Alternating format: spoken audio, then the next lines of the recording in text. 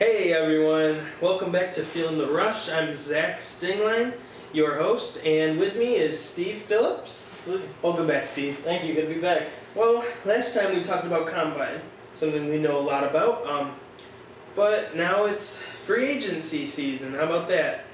That fast, huh? Yeah, flies by. Yeah, so as a Buffalo fan, a lot has happened, huh?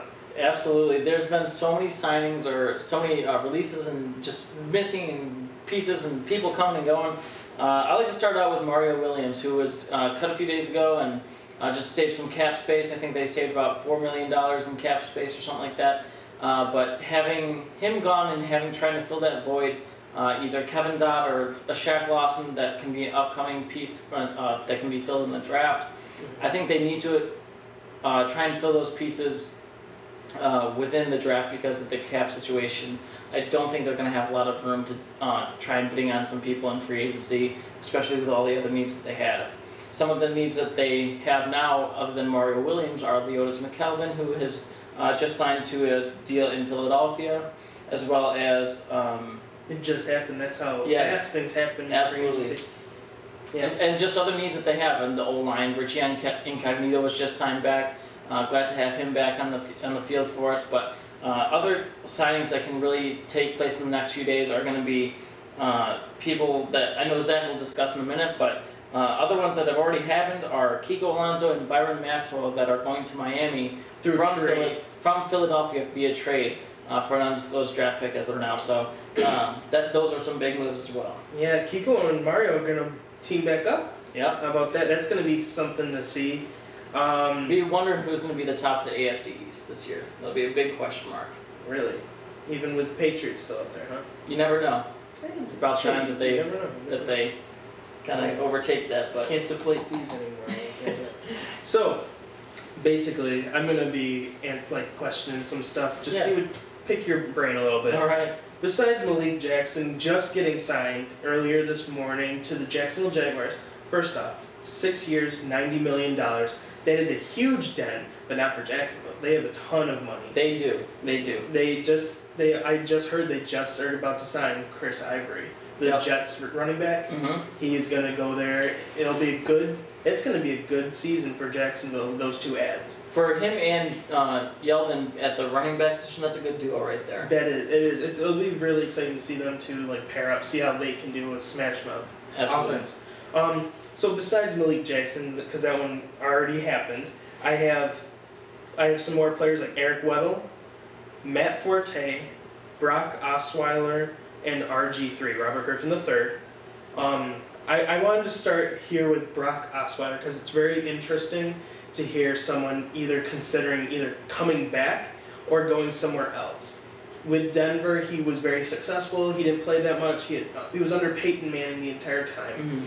But when you got someone that really wants you, like Houston, I say he should stay in Denver, and for the reason being that I think he has enough of the tools and playmakers around him where he can really make an impact more immediately than waiting for some of those other needs that Houston has. Maybe another big-time wide receiver or opposite Hopkins or someone else that can be a real playmaker at the position to really help him out in the backfield or anything like that. So I think they're really he would be better set and better suited staying in Denver. Mm-hmm. That also opens up from my mock draft that I have Christian Hackenberg going to Houston, playing with Bill O'Brien again. Bill O'Brien and Hackenberg really had something going on in Penn State. Yep. But Osweiler, you never know who's going to be there in the draft. Right. And it's not something you can rely on either. I don't think it'd be worth banking on having a QB follow you at a certain point if you have a QB like Brock Osweiler who could start day one, especially being under Peyton Manning and learning all these things. Trickle down offense. Yep. A big one here, basically more of a standpoint. Eric Weddle, the safety from San Diego, very highly sought after player. From time to time, he's been pretty much the vocal point of that defense. Now to see him walk, he didn't want to come back because of not successful, just irritated with the team. But to hear him want to go to a team that's ready to win now, mm-hmm. where he can play a huge part, and just where he can just be the best fit. Yeah. Now, personally, I see him going to Carolina. I think that'd be a great fit. Playing with Ron Rivera again, Mm-hmm. playing with that winner, and then just help the defense get to a better spot. They are going to lose Roman Harper coming into free agency. I think they're going to cut him or he's going to retire. But Eric Weddle would be a great fit in that defense. Work well with Luke Kuechly, Thomas Davis, where he's just not the vocal point.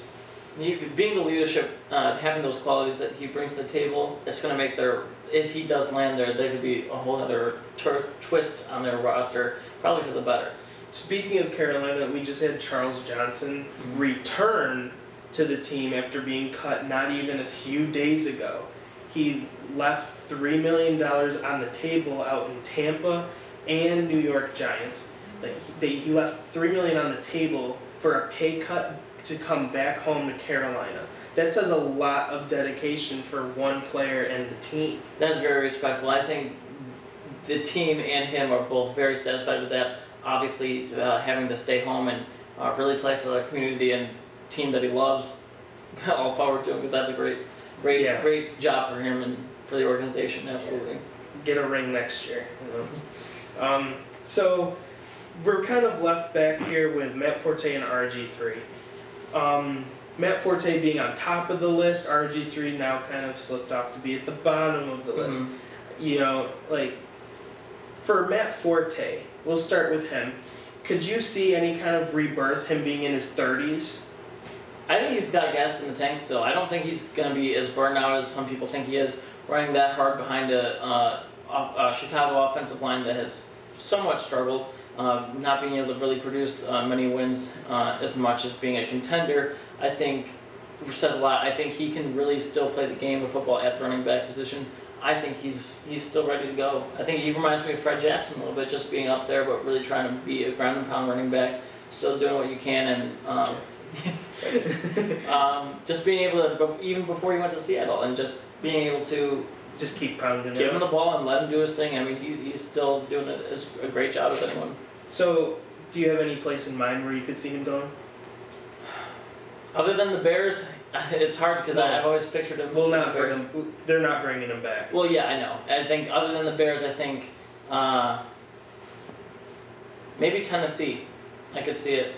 Even with the DeMarco trade? Oh, that's right. I forgot about that. That's okay. I'll have to think about that. I'll tell you, I personally think he'll either be in New England or Green Bay at some time next year. That's just a projection from me as an analysis.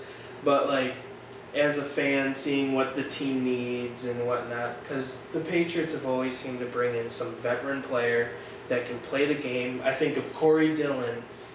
Steven Jackson this season, he's not going to be there. Like, I think the Patriots are a good fit for the purpose of that. I don't see Matt Forte fumbling the football a lot. I know that's what Belichick hates. I think that might be something that they would at least have some interest in. Well, who likes fumbling the football? But let's finish off with RG3. Wow. There we go. I mean, after falling off with Kirk Cousins, like he became the guy. I projected that, not going to lie. You know, NFL, where's my job? But I think it's interesting because being the second pick in the draft, right behind Andrew Luck when they both came out in the draft, and having slipped so far down with injuries, I think they pushed him too much in the system, and he didn't have an opportunity to grow as much as he should have. And I think having a playmaker, like if he was behind Peyton Manning or someone of that caliber, being able to not necessarily talk about him with a mobile aspect, but even just making the reads, going through progression, stuff like that, I think would have helped him tremendously. But at this point, it's hard to tell where he could fit, if anywhere. There's a backup. There's about 8 different teams that can see him land with, just as even a backup role. Yeah, I think that's what he's going to have to go through. He's going to have to climb his way back out, prove that he's not this injury guy anymore. And we're looking at Dallas. Back home, Dallas, Texas. Yep. But from Baylor. Teams like Buffalo even. Like, we could just see a lot. I think the mobile aspect with that would be a good idea for the Bills, just to have someone like a Tyrod Taylor being mobile quarterback, big arm that has the consistency issue, or not having consistency issues, or being able to put the ball where it needs to be. But I think he's got a lot of work to do. Someone like Michael Vick may even be a better backup than, obviously he's under contract with another team, but someone like that would have been a better fit. But I think RG3 still has opportunities, still has some playing left in him. He's got to be in the right system under the right coaches to be able to grow.